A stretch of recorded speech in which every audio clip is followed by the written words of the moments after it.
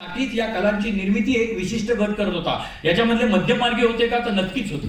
त्यांनी वेळोवेळी आपल्या पद्धतीने कला सादर केलेल्याच आहेत. दोन याच्यातला फरक लक्षात घ्या.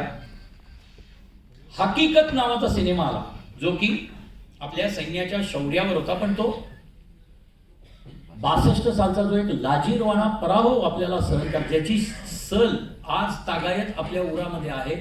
सैनिकांच्या तर किती असेल त्यांच्यावरचा तो चित्रपट होता.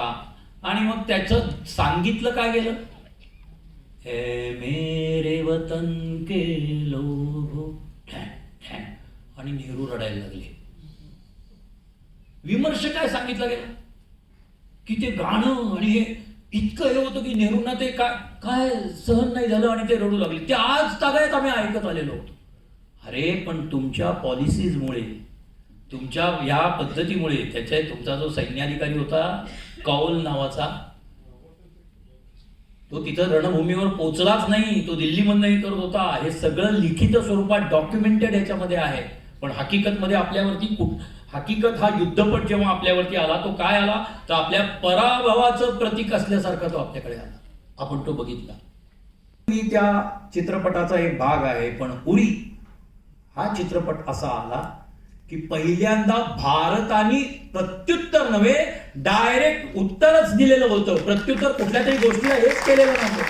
प्रत्युत्तर त्यांच्या घरात जाऊन दिलेलं होतं. आणि हे सगळा इतिहास हे आपल्याला इतर माध्यमांमधून, म्हणजे एक लक्षात घ्या की 70 ते 90 पर्यंत इतर माध्यमं नव्हती. म्हणजे आता समाजाचं चित्रपटांच्या बदललेल्या स्वरूपामध्ये, प्रेक्षकांच्या बदललेल्या मानसिकतेमध्ये सोशल मीडिया हा अत्यंत महत्वाचा भाग आहे, जो तेव्हा नव्हता.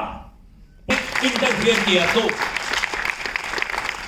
हे नॅरेटिव्ह अशा पद्धतीने, इतक्या आक्रमक पद्धतीने यायला 2016 उजाडलंय. लक्षात ठेवा, 2017 का असं झालं, तर कुठेतरी प्रेक्षकांमध्ये सुद्धा आधीपासून एक हुरूर की अरे हे जे बघतो हे कायम आपल्याला 2 पावलं मागं नेणारच काय.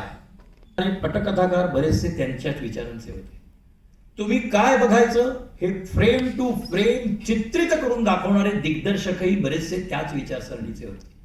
इतकंच नाही तर ही एक इकोसिस्टीम आहे. तुम्ही काय बघायचं हे ठरवणारे थिएटर मालकांची युनियन सुद्धा बरीचशी कंट्रोल्ड बाय देम होती.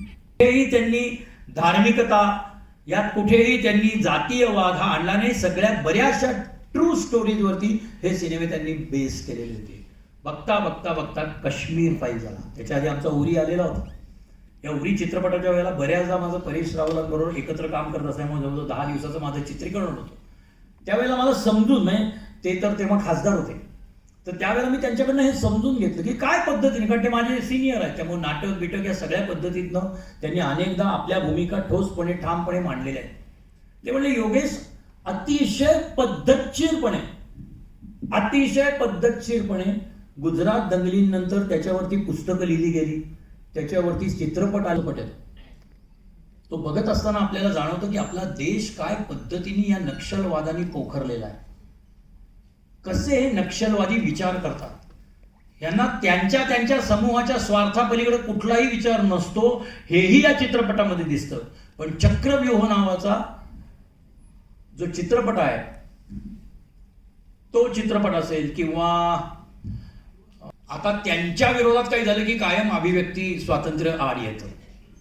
आणि आपल्या वेळेला मात्र उजव्या विचारसरणीच्या कुणाचंही काही केलं तरी त्यांना अभिव्यक्ती स्वातंत्र्य वगैरे काही नसतंच.